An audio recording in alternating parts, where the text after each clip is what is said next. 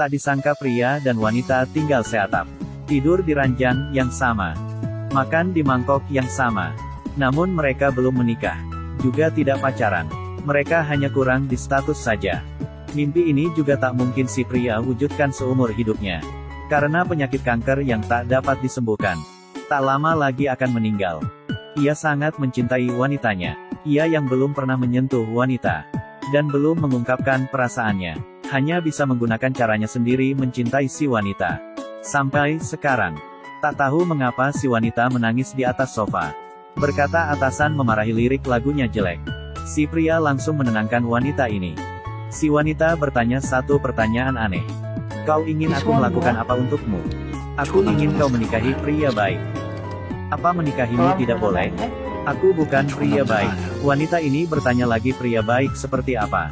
Si pria berkata harus sehat, baik hati dan keadaan ekonomi bagus. Kalimat ini menggambarkan kebalikan situasi si wanita. Tak lama bertemu seorang pria dokter gigi. Si pria yang mengetahui ini dari dalam toilet. Menangis di bawah guyuran air. Meski merasa kehilangan, tetapi dia lega. Demi kebahagiaan wanitanya, ia menyelidiki latar belakang dokter gigi. Sumbernya menunjukkan kesehatan si dokter baik dan ekonominya bagus. Ditambah lagi orangnya sopan dan baik. Semuanya masuk dalam kriteria pria yang diinginkan. Satu-satunya kekurangannya adalah dia sudah bertunangan. Tampaknya mereka bertunangan atas desakan keluarga. Lagi pula tunangannya bukan wanita baik-baik. Si pria menunjukkan beberapa foto kepada wanita ini. Berharap si wanita memutuskan pertunangan. Tak disangka si wanita sama sekali tak terpengaruh. Malah menamparkan si pria. Ancaman seperti ini tidak berguna. Si pria menulis sebuah surat untuknya. Dengan tulus minta maaf. Dan menulis wanita yang ia cintai mencintai tunangannya. Melampirkan sebuah laporan dari dokter. Memberitahu waktunya di dunia sudah tak lama lagi. Berharap si wanita membiarkan dokter gigi bersama wanita yang ia cintai. Si wanita merasa pria ini sangat spesial. Orang yang sekarat rela memberikan segalanya untuk orang yang dia cintai. Si wanita langsung menyetujuinya. Tetapi sebagai fotografer, wanita ini ingin si pria menjadi modelnya sebelum si pria mati. Dia penasaran, pria sekarat yang tidak bisa melepas orang yang dicintainya. Akan seperti apa jika difoto? Malamnya si pria mengadakan jamuan makan malam. Berinisiatif membiarkan wanitanya duduk sebelah dokter gigi. Melihat keduanya berbicara dan tertawa. Dia beralasan pergi ke kantor untuk lembur. Memberikan kesempatan keduanya untuk punya waktu mengobrol. Mendorong wanita yang ia cintai ke sebelah pria lain. Pasti rasanya tidak nyaman. Memikirkan itu kepalanya sakit lagi. Karena sakitnya sampai terjatuh di tepi jalan. Dengan cepat berdiri dan tanpa sadar melirik restoran. Takut si wanita akan tahu rahasia penyakitnya. Sekembalinya ke rumah si pria memasak semangkok mie. Tampak tenang, tapi hati bagai diiris pisau. Tiba-tiba si wanita pulang ke rumah. Ia menarik mangkuk mie. Si pria masih menggunakan sumpitnya. Mereka sudah seperti suami istri meski bukan. Hanya saja tidak bisa mengubah fakta bahwa dia akan mati. Terlihat di kamera si wanita. Sorot mata si pria menunjukkan kesedihan. Si wanita kasihan padanya. Bertanya pada si pria apa arti cinta sebenarnya. Apa dengan begini layak dilakukan? Jawaban si pria membuatnya semakin aneh. Seperti menyikat gigi. Menyikat gigi. Itu urusan seseorang. Menyikat gigimu apa untuk diperlihatkan ke orang lain? Ini membuat si wanita tergerak. Si wanita menepati perjanjiannya kepada dokter gigi membatalkan pernikahan. Dokter gigi tidak marah sedikit pun. Sebaliknya merasa lega. Karena saat ia bersama dengan wanita ini beberapa waktu. Ia mulai mencintai wanita ini. Ia bertanya berkali-kali soal hubungannya dengan si pria. Gadis ini mengatakan hubungannya seperti ayah juga ibu. Kadang-kadang seperti kekasih. Mendengar ini si dokter gigi tak tersinggung. Malah berinisiatif mencium si wanita. Mendengar sendiri dari mulut si wanita. Dia merasa sakit dan tanpa sengaja memecahkan gelas wine. Meski sudah mempersiapkan hati, tapi dia masih belum bisa menerima wanita yang dicintainya bermesraan dengan orang lain. Bersembunyi di dalam kamar dengan rasa sakit di hati. Jika tak ada penyakit, kalimat aku mencintaimu pasti ia katakan dengan lantang. Hari-hari berikutnya, dokter gigi selalu mendatangi si wanita dengan alasan pekerjaan. Si pria hanya bisa menjadi pengamat. Menahan sakitnya patah hati. Si wanita tiba-tiba saja menanyakan si pria sebuah pertanyaan. Apa yang disebut pernikahan? Seperti rak sikat gigi. Rak sikat gigi hanya satu sedangkan sikat gigi ada banyak. Penasaran apa hubungannya dengan rak sikat gigi? Si pria menjawab, 2 orang bersama. Seperti 2 sikat gigi di dalam 1 gelas rak sikat gigi. Kalau begitu kita sudah terhitung sudah menikah. Lalu, si pria menjawab, pernikahan harus ada upacara pernikahan baru bisa. Mendengar ini, wanita ini mencari alasan untuk pergi. Ia segera menemui dokter gigi. Kita menikah saja. Tak lama dokter gigi menginformasikan berita pernikahannya. Ia berharap si pria menemani si wanita mencoba baju pengantin. Karena ini keinginan si wanita. Melihat wanita yang ia cintai memakai baju pengantin. Tapi jatuh ke pelukan orang lain. Ia hanya bisa menahan air mata sambil menjawab bagus. Tiba-tiba si wanita bersikeras menyuruh si pria ganti baju. Ia tak dapat menolak dan berdiri di samping. Berfoto sekali foto mereka menggunakan setelan pengantin. Saat si pria menanggalkan jasnya, ia tak bisa menahan lagi tangis dan rasa perih di hatinya. Dirinya sangat berharap pengantin prianya adalah dia sendiri. Begitu berharap waktu bisa selamanya berhenti saat ini. Dengan begitu ia juga bisa selamanya mencintai si wanita.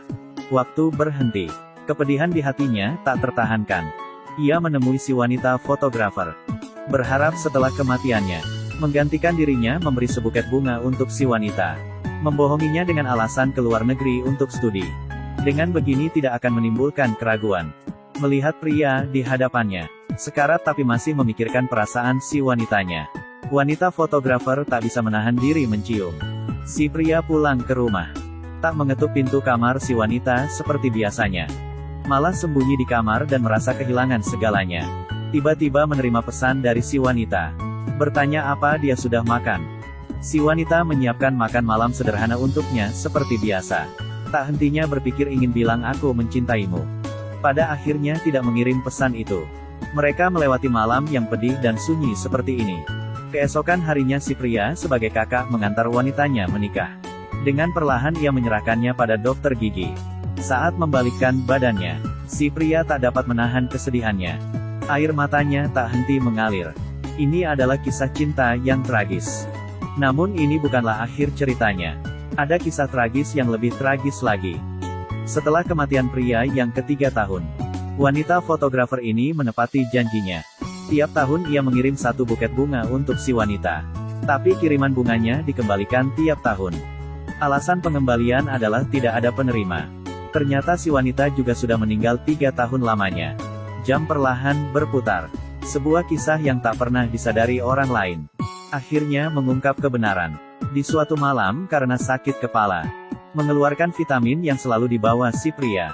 Tapi tak disangka kepala semakin sakit setelah meminumnya. Setelah bertanya kepada dokter baru tahu. Ini adalah obat minum untuk pasien kanker yang merasa amat sakit. Mengetahui ini si wanita merasa dunia menjadi gelap dan terasa mati rasa. Hari di mana ia menangis di atas sofa. Bukan karena atasan memarahinya karena lirik yang jelek. Melainkan ia sudah tahu rahasia si pria. Saat si pria mengatakan harapan terbesarnya. Saat itu pula ia melihat si pria. Ia sengaja mendekati dokter gigi. Dan pada saat jamuan makan malam, si wanita melihat si pria jatuh di tepi jalan. Beginilah ia melihatnya dari belakang. Dalam hatinya ia bersumpah. Kalau si pria berbalik, ia akan berlari dan memeluknya. Mengatakan padanya tak apa jika hanya sehari menikah dengannya. Namun si pria tak berbalik sampai akhir.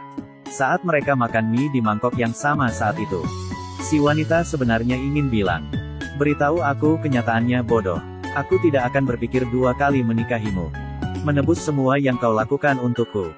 Namun lagi-lagi tak mengatakannya. Saat mencoba baju pengantin, si wanita melihat si pria menangis diam-diam dalam kamar ganti. Sebenarnya pernikahan ini juga keinginan si wanita. Sedangkan H1 pernikahan, si wanita juga sama-sama ingin bilang ia mencintainya. Tapi juga tak dikatakan. Di malam hari ia menangis semalaman. Yang ingin ia nikahi bukanlah orang lain. Ketika si pria memegang tangannya sambil berjalan di karpet, wanita ini berpikir, ini adalah pernikahan mereka. Wajahnya dipenuhi kegembiraan. Karpet merahnya terlalu pendek. Saat si pria menyerahkan tangannya pada si dokter gigi, ia tak bisa menahan diri untuk menggenggam tangannya erat-erat. Si pria berbalik. Si wanita juga meneteskan air mata. Saat si pria meninggal, Ia juga meninggal karena menyusul cintanya. Sedangkan dokter gigi yang menjadi peran pendukung.